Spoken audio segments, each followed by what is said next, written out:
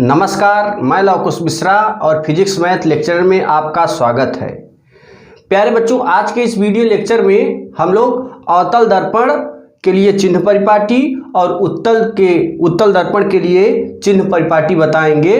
अगर आपको इस पूरे चैप्टर के सवाल को सॉल्व करना है तो यह जो चिन्ह परिपाटी है इसको जानना बहुत ही अति आवश्यक है। अगर इस चीज को आप जान लिए तो सवाल को सॉल्व करने में किसी प्रकार की कोई भी प्रॉब्लम क्रिएट नहीं होगी। तो इसमें क्या करेंगे, तो इसका हम लोग लिखेंगे, हेडिंग क्या है, अवतल दर्पण के लिए चिन्ह परिपाटी। अवतल दर्पण के लिए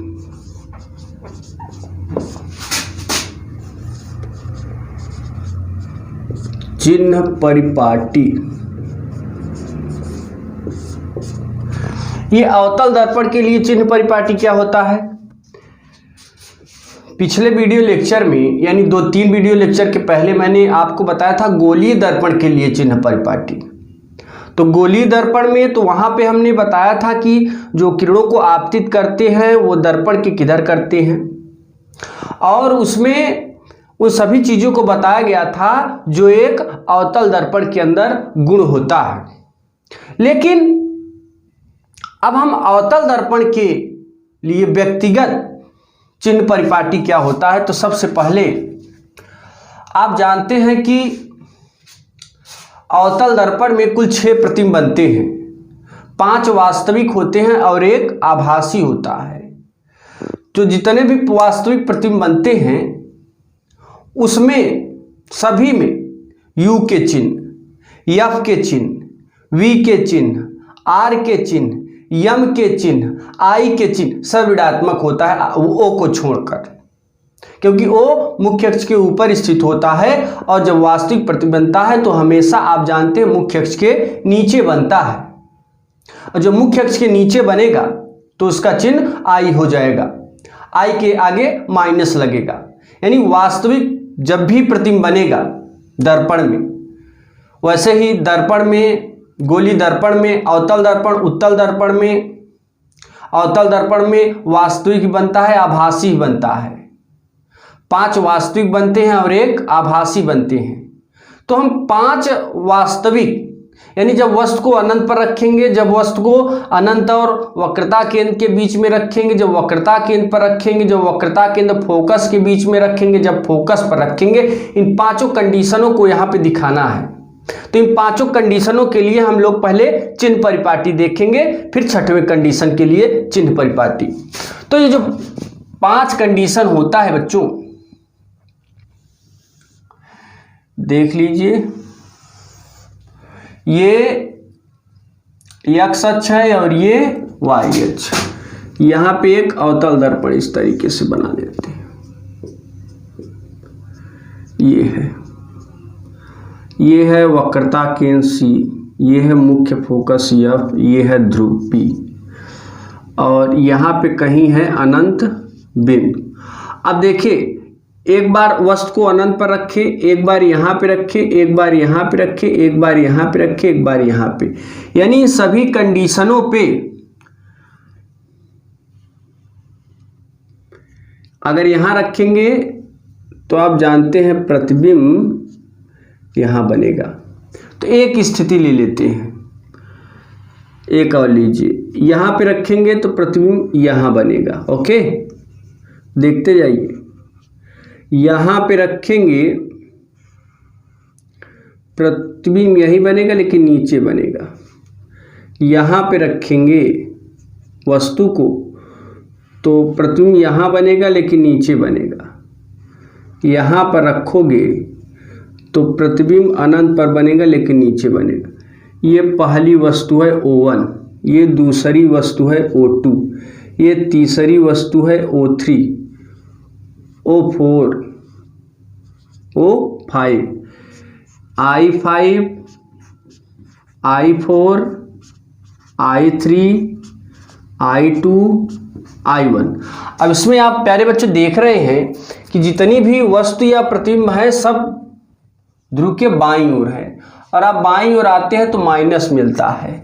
जो वस्तु ऊपर स्थित होगा उसका चिन्ह पॉजिटिव होगा, जो वस्तु या प्रतिबिंब नीचे होता है उसका चिन्ह निगेटिव होता है। तो यहाँ पे हमें ये बताना है इनके चिन्ह क्या है। आप जानते हैं ध्रुव से ये वस्तु है ऊपर, तो ध्रुव से वस्तु के बीच की जो दूरी होती है इसे हम u से प्रदर्शित करते हैं। साइन ऑफ कॉन्वेक्स, या लिख देंगे इस तरीके से, यहां पे 5 कंडीशन लिख देते हैं, लिखेंगे 5 शर्तों पर। केस फर्स्ट, केवल 5 शर्तों पर। अब ये प्यारे बच्चों 5 शर्त होते क्या हैं जरा देख लीजिए।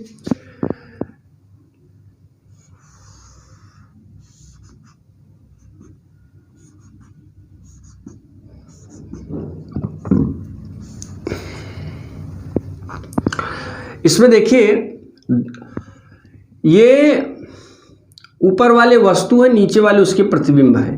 तो ध्रुव से इस वस्तु की दूरी को, चाहे इस वस्तु की लीजिए चाहे इस वस्तु की, चाहे जो वस्तु है, ध्रुव से वस्तु की दूरी को u से। ओके, अब इसका चिन्ह ध्रुव के बाईं ओर वस्तु स्थित है इसलिए इसका चिन्ह माइनस होगा। और ये जो u है ना, ये सदैव ऋणात्मक होता है प्यारे बच्चों, चाहे जो दर्पण है, चाहे अवतल हो चाहे उत्तल हो, चाहे जो दर्पण हो, चाहे लेंस हो, यानी किसी भी दर्पण किसी भी लेंस में u का चिन्ह सदैव ऋणात्मक होगा। दुनिया पलट जाएगी लेकिन ये कभी भी पलटने वाला नहीं है, यानी u हमेशा माइनस में होगा। अब चलिए v को देखते हैं। v ये बदल जाता है 5 कंडीशन में। वस्तु देखो प्रतिबिंब इधर बना, छठवें पे इधर बन जाता है, तो यहां पे इस 5 कंडीशन पर u का चिन्ह माइनस ही होगा। f का चिन्ह अवतल दर्पण की, यानी ध्रुव से इस फोकस की दूरी को स्मॉल f से, इसका भी चिन्ह माइनस होता है। प्यारे बच्चों क्यों माइनस होता है? क्योंकि ये जो है दर्पण के बाईं ओर स्थित है इसलिए f का चिन्ह माइनस होता है। r भी होता है माइनस, ये भी माइनस होता है। और वस्तु अगर ऊपर स्थित है, अच्छा इस कंडीशन में आवर्धन क्षमता किस में होगा? माइनस में। इस कंडीशन में प्रतिबिंब की जो ऊंचाई होगी वो भी माइनस में। और ये आपको दिख रहा है सभी, ऊपर से नहीं दिख रहा है, नीचे वाले यहाँ पे आगे देख लीजिए। I माइनस में और O प्लस में, इस कंडीशन में, क्योंकि वस्तु को ऊपर रखे हैं इसलिए प्लस में। ठीक है, तो यहाँ पर ये हमारे कंडीशन हुई। दूसरी चीज़ और जान लेते हैं कि इस पांचों कंडीशन में यम के मान क्या क्या होते हैं ये भी देख लेते हैं। तो यहाँ देखिए प्यारे बच्चों, यम की जो वैल्यू होती है, आप देख रहे हैं जो प्रतिबिंब है वो वस्तु से छोटा भी बन रहा है, बड़ा भी बन रहा है, बराबर भी बन रहा है। इसका मतलब ये है जब जो प्रतिबिंब है वो वस्तु से छोटा बने या बहुत छोटा तो यम का मान 1 से कम लिखेंगे। जब प्रतिबिंब वस्तु के बराबर बनेगा तो यम का मान 1 रखेंगे। जब प्रतिबिंब वस्तु से बड़ा बनेगा तो यम का मान 1 से अधिक। तो यहाँ यम का मान 1 से अधिक तब होगा जब आई का मान ओ से बड़ा होगा, यानी प्रतिबिंब वस्तु से बड़ा होगा तब। यम का मान 1 से कम तब होगा जब आई का मान ओ से छोटा होगा। यम का मान 1 के बराबर तब होगा जब आई ओ के बराबर होगा। तो ये कंडीशन है। अब हम लोग छठवें स्थिति देख लेते हैं। छठवीं सेकंड में लास्ट 6 कंडीशन, लास्ट 6 कंडीशन, अंतिम छठवें स्थिति पर। तो यहां पर एक फिगर बनाएंगे, ये अवतल बनाएंगे यहां पे, अवतल दर्पण के लिए ये बन गया अवतल, यहाँ पे रख देते हैं वक्रता केंद्र, ये है फोकस, ये है इन्फिनिटी। वस्तु को यहाँ पर रखेंगे बच्चों, O6, प्रतिबिंब इधर कहीं बनेगा, आभासी, सीधा, वस्तु से बड़ा। चलिए लिख लेते हैं, ये वस्तु इधर है इसलिए U का चिन्ह माइनस में रखेंगे। V किधर है, ध्रुव के दाहिने ओर, इधर जाने पर क्या मिलता है, पॉजिटिव, तो लिख देंगे धन, धन लिख दीजिए। फोकस, फोकस देखिए ध्रुव से इधर आएंगे ना माइनस, और ध्रुव से फोकस की दूरी को स्मॉल f से अवतल दर्पण की फोकस दूरी ऋणात्मक होती है, इसलिए f का चिन्ह माइनस में रखेंगे। वक्रता त्रिज्या रखेंगे माइनस में, अवतल दर्पण की वक्रता त्रिज्या ऋणात्मक होती है। यहाँ पर O किसमें है, पॉजिटिव, क्योंकि मुख्य अक्ष के ऊपर स्थित है। I भी है पॉजिटिव, क्यों पॉजिटिव है, क्योंकि ये भी मुख्य अक्ष के ऊपर बन रहा है। और यहाँ पर आप देख रहे हैं कि जो I की वैल्यू है यानी m का मान,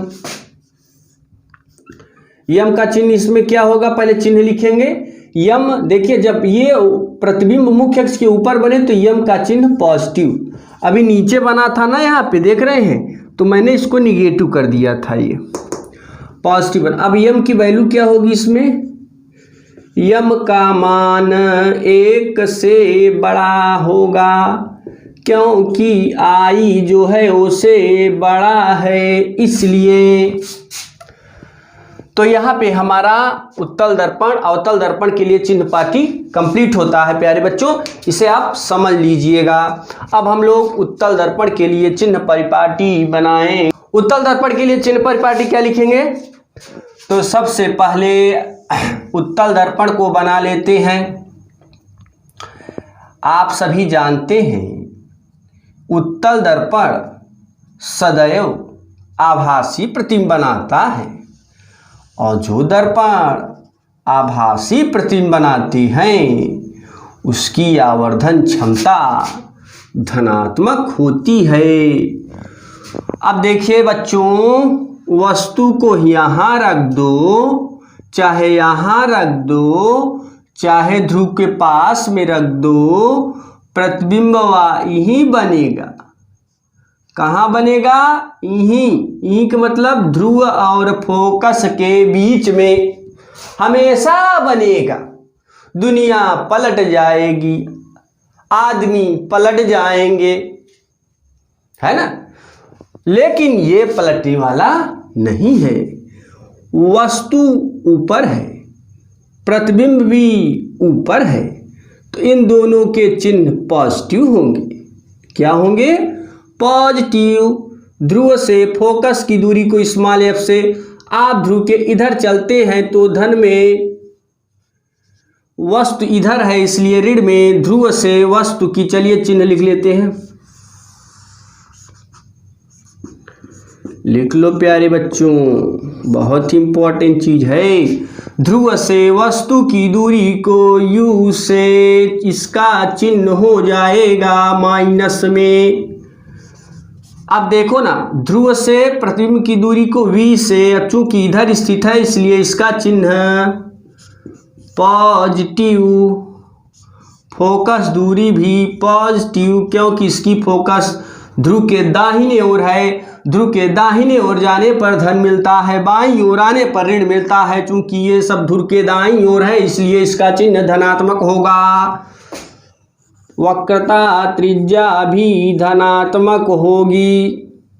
हाँ, और आई भी धनात्मक होगा, ओ भी धनात्मक होगा, यम भी धनात्मक होगा। क्या होगा? क्योंकि सब मुख्य अक्ष के ऊपर बन रहे हैं।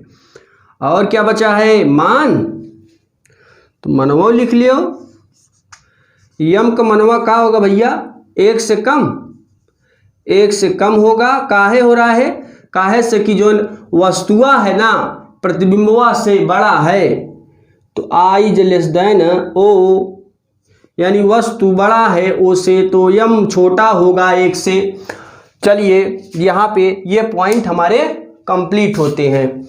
तो यहाँ पर मैंने जो अवतल दर्पण और उत्तल दर्पण दोनों के लिए चिन्ह परिपाटी बताया, उसे आप लोग दिमाग में स्टोर कर लीजिए, क्योंकि हम बहुत जल्द सवाल को बताने वाले हैं।